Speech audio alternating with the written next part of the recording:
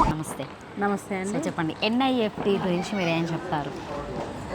రియల్గా ఇక్కడ నేషనల్ లెవెల్లో, ఇంటర్నేషనల్ లెవెల్లో ఒక ఫ్యాషన్ నేర్పిస్తున్నారు అనేది చాలా గొప్ప విషయం. రియల్లీ వాళ్ళను అప్రిషియేట్ చేయొచ్చు. అదేవిధంగా ఫ్యాషన్ అనేది మోస్ట్లీ ఆడవాళ్ళందరికీ ఇన్బిల్ట్ అయి ఉంటుంది. దట్ ఈస్ అంటే వాళ్ళు అది పుట్టుకతోనే ఉంటుంది, వాళ్ళు ఫాలో అవుతూ వస్తుంటారు. అందం అంటే బ్యూటీ, ఫ్యాషన్ అనేది మనం ఏమంటారు, ఒక మనిషి బోల్డ్గా ఉండడానికి కానీ అండ్ వాళ్ళ స్ట్రెంగ్త్ అంటారు.